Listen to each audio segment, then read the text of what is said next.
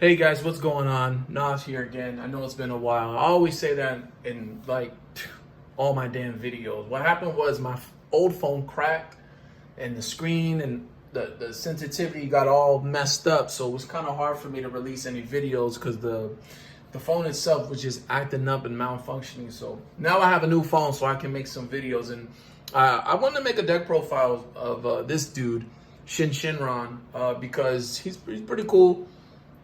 Pretty mid-range. He ain't gonna be like amazing right now. I believe in next set when it drops, the new support is gonna make it a lot better deck. So the version that I play with this Syn Shenron is the Shadow Dragons, the Xeno Shadow Dragons is more of like, I don't try to mill them. What I do in my head is I'm just going to make them lose resources. That's how I view the deck right now. It's a mid-range deck. It's a control deck in a way, and you want to take control. You want to mill out the opponent's resources. Most decks that I'm able to mill out, when I try to go that route, most of the times are actually black decks that isn't Vegeks, like Mass Sane, because they have a burst ability on both sides. So if they're not able to seal the game with you, they actually get milled out really quick. So if you guys don't know what this leader does, basically he's a blocker. There's a reason why he's a blocker, just to protect your unison that is you really need in this deck. That's vital. So whenever you activate a Shadow Dragon card from your hand, your opponent places the top. You and your opponent place the top card from your deck to the drop area. Basically, you mill until you awaken. Then you don't mill anymore. And then also the Shadow Dragon extra cards. Every extra card in the Shadow Dragon deck gains the characteristics. So if you ever wanted to know, how the hell is that even possible? Well, there you go. And then whenever you attack, you just discard a black Shadow Dragon, and then you draw a card, and then you switch from the active mode at the end of your turn. And the thing is, all the Shadow Dragons have an effect that when they get discarded or discarded from the hand from a Shadow Dragon skill, or even, for example, played from the hand, you look at the top card of your deck, and if it's a Shadow Dragon card, then you get to add it to your hand. So they technically replace themselves. There's a few cards in this deck that I play that are not Shadow Dragons, so the chances of you failing is very small, but it can happen. And this leader can also awaken if you have 7 Shadow Dragon cards in your drop area, so you don't need to wait to go to 4 life. And then when he's awakened, he still is a blocker, and he still has that effect, whenever you activate a Shadow Dragon extra card, the opponent mills. And then he also has an effect that when he attacks, you draw a card, gain 5k, so you don't have the combo cards in your hand, and then he goes back to active mode. And then he has Spirit Boost, which is, one of the new game mechanics in this game. So active main, active battle, you just remove a marker from your unison, and it allows you to play an extra card for free that has Shadow Dragon in its name, or basically a Shadow Dragon extra card. You can activate its active main or active battle skill without paying the cost. So it's pretty cool. I want to go over the unison first. It's pretty staple what you need to play. And what we need is, just put it right. I'll just put the cards right over here. You have to play, I play 4 Toas. Let me bring this a little bit closer. Okay. 4 Toa, Resonance of Shadow. This card is actually searchable from this deck. And basically, she's the unison. She's like the heart of the deck in a way. She's able to recycle extra cards for the +1. You draw a card, and you can put 3 Shadow Dragon extra cards from your drop area back to the bottom of your deck. And then also, whenever your leader activates a blocker skill, this isn't once per turn either. So there's some new cards coming out that restands them, but we're not going to discuss that. But anyways, you mill a card from the top of your deck and then add a marker. And then for the -7, it allows you to play 7 Shadow Dragon cards from your hand or your drop area with different names on them, different character names. I think there's only 4 that we can pick right now, but it'll get a lot better. So this is kind of like the bread and butter of the deck for unisons. But there is another unison that I also play, which is this guy. I play 2 SS4 Bardark Spirit Resonant. Basically, he has, I like the +1 just for the draw power, but also to slow down the game, just in case my opponent gets a little bit crazy on their board. And for the -2, whenever on my opponent's next turn, whenever they attack with a battle card, they have to warp a card from their hand. Most of the times, I know you have Oceanus to stop, to make the opponent stop, but this is some extra, and then whenever you activate a Spirit Boost, you can warp one of their battle cards in the drop area, so this pretty much helps with some of the effects of your extra cards. And then we'll go on to the extra cards that I play. I play 4 negative energy explosion. Basically, you look at the top 7, and you get 2 options. When you look at the top 7 cards of your deck, it allows you to play the Toa if you don't have one on board with a marker on it, or you just add a Shadow Dragon extra card. These are limit 1s. All of these extra cards that have the Shadow Dragon characteristics, basically you can only play them once during either player's once per turn. So on your opponent's turn you play, and then on your turn you can play 1. So it's a pretty good recycle. I also play the ultimate whirlwind spin. This one allows me to look at the top 5, grab a Shadow Dragon battle card, and then if I want to, I can discard a Shadow Dragon card from my hand to give my leader, or I think it's my leader 1k for the turn. So basically, it's kind of like a mini Sensu Bean. This is something that you want to do on your opponent's turn so that your leader gains 10k, and then they're going to have to pump a little bit more to do some pressure. So I like this one a lot. The other extra cards I play, I only play 3 because I only have 3 at the moment, is the ultimate Dark Dragon Slaying Bullet. So this card's pretty amazing. What it does, I'll just read it for you, bring it a little bit closer. It's a counterplay, so when the opponent plays a unison, they can remove a marker for every 2 cards in their drop area or warp. Or they place that unison in the drop area instead of playing it. And if they don't do either, then they can only attack 1 more time for the turn. And then it has a limit 1 for the activate or battle. The opponent chooses one of their battle cards, energy cost of 1. Energy cost of 1, but energy cost less than the number of cards in their drop area, and send it to their warp. The number of cards in their drop area. Yeah. So with this leader, you're going to be milling them a lot because you're going to be activating a lot of extra cards. So you can get rid of some big cards. You can get rid of secret rares. You can get rid of basically anything that doesn't have barrier. And it's very easy to get. I also just play 2 Ultimate Dragon Quake. This card's okay. It can get rid of a secret rare early game. Basically, what it does is it just warps one of your opponent's battle cards when energy costs greater than their current energy.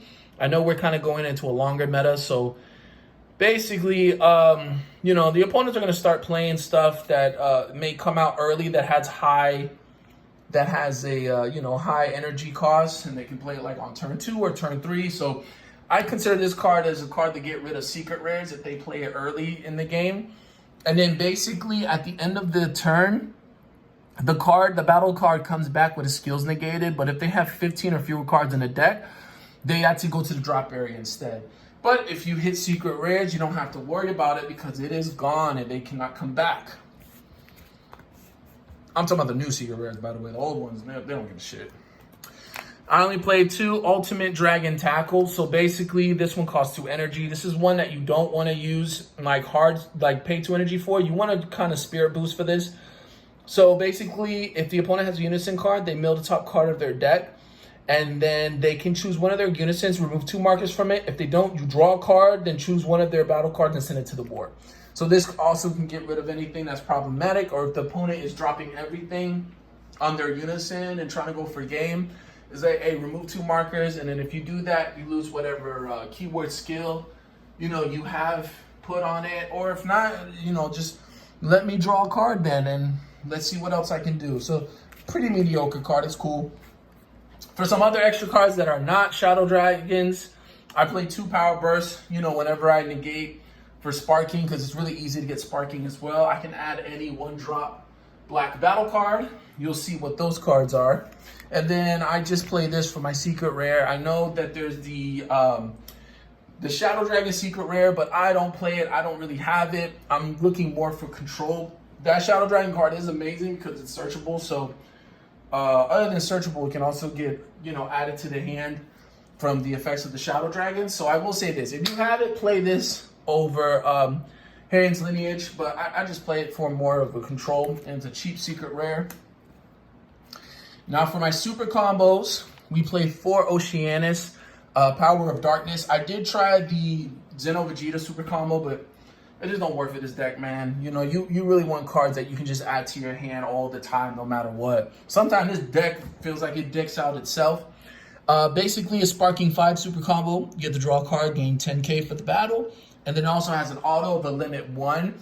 Whenever you do a Spirit Boost effect, when you remove a marker from your Unison, you put this card from your hand under the Unison, you draw a card, and it gains a marker. So pretty cool card you want to have. And then I also play 3 Oceanus Energy Explosion, Negative Energy Explosion. Be honest with you, man, I only have 3. If I had a 4th one, I'd put it in. I think everybody knows what this card does, but if you've been living under a rock, it's a counterplay. It does cost 5 energy, but then it becomes a 2 cost in your hand on your opponent's turn. When it comes out, it'll negate an attack.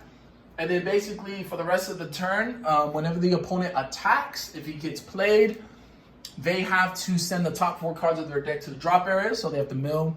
Most of the times people don't even attack anymore. Unless you're playing Vegeta, then you're screwed. It's also a blocker. And then also it has the auto that when it does get played, you can basically... Let me look at this shit. I gotta make sure I do this right. Yeah, it has the same Shadow Dragon effect, you know, look at the top. And also the counterplay, you have to discard a card. So make sure you discard a Shadow Dragon battle card so that you can basically, you know, refill your hand. So you'll discard it from a Shadow Dragon, and the Shadow Dragon effect looks at the top card of the deck. It's a Shadow Dragon, you add it to your hand, and then when he gets played, it looks at the top card of the deck and also adds a Shadow Dragon card. So make sure you do that and play that shit properly because you don't want to mess up.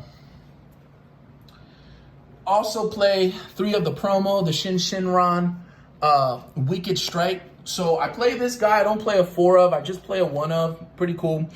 He has that same effect with the Shadow Dragons, but he has an early game active main for the Spirit Boost. This is why I play him, because you can do this on turn 1 or turn 2, you know, to start establishing some presence. You're able to play a Shadow Dragon extra card from your hand without paying the cost of it. So this is why I like it. It's a pretty cool card. It's not like too broken, but it's really good to do turn 2, you know, when you have your Toa on board. And then I play 4 of this dude, Syn Shenron, Power of Darkness. Now I play 4 of this because you're going to be spirit boosting a couple of times in this game. And instead of paying 3 energy for this guy, you could just pay 1 black energy instead. He has double strike. And basically when he comes out, the opponent is going to, comes out from a spirit boost. The opponent's going to mill a card. So that's an additional mill. And then he has the same effect as all the other Shadow Dragons. And he's a 20k double striker. So just put some pressure. There is another way to get this guy out. It's really not that bad either. So that helps out. And then a card to recycle your extra cards is Natron Shenron, Power of Darkness. So he has an effect that if he gets played from the hand, you are able to add a Shadow Dragon extra card from the drop area back to your hand. So this allows you to recycle. And then also if he is discarded, you look at the top card of your deck and add a Shadow Dragon card. So I only play 2 of because you're not going to play him too much. This is something that you just want to play if you need to try to find a way to awaken to get the 7th Shadow Dragon card, and you just need to play an extra card. You know, this helps you recycle. Pretty cool guy. This card right here is one that you're going to have to protect with your life. It is Hey Shenron, Power of Darkness. This guy, you're going to have to play a 4 of. He has the same effect as all the other Shadow Dragons of the auto. It's the active main that you really care about. So if your leader card is a Shadow Dragon, you're going to switch this card to rest mode and play 1 Shadow Dragon in your hand with energy cost of 3 or less. And you have some targets. You already saw the Shenron that you're going to play from the Spirit Boost, so you can also play it with his effect. And what we play for the targets, for one of the targets we play 4 Syn Shenron, negative energy explosion.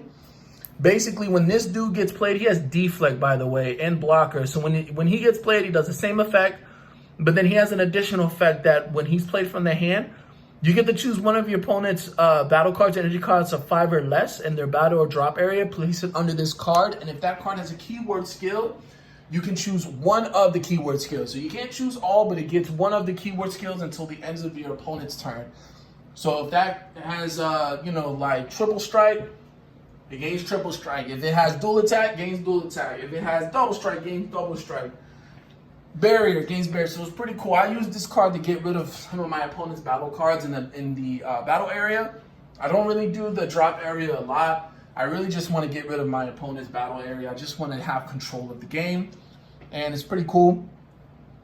And then we also play Syn Shenron, negative energy explosion. This is another target. This one is really good. This is actually one of my favorites because he's critical blocker. And whenever he attacks, the opponent has to choose one of their battle cards. No, you choose one of their battle cards. So there's no restriction other than if the card has barrier.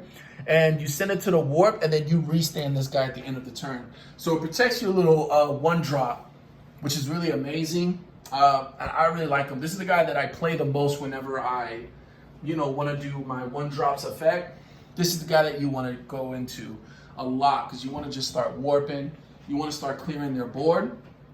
And then for the last battle card that I play, it is Syn Shenron, negative energy explosion. So this card's pretty cool. Sorry. So he has deflect, double strike, barrier, blocker. He's 4 drops, so he costs a lot. He has the same effect as all the other Shadow Dragons, and he has an activate, maim, or battle, which is Spirit Boost 1. You already know what Spirit Boost 1 does. This guy, you really don't hard cast him a lot. I really don't. I either play him from Towa's effect, to be honest. But if it's like a very late game and I have maybe like 7 energy or 6 energy, then I don't mind hard casting him. He's supposed to be like kind of like the boss of the deck until next set. So this is what I currently play. If you guys like it, let me know. If you don't, it is what it is. I'll make some deck profile. I mean, not deck profile, but I can make a video of me, playing against somebody with this deck so you guys can get some gameplay of it. Stay blessed, guys. Take care.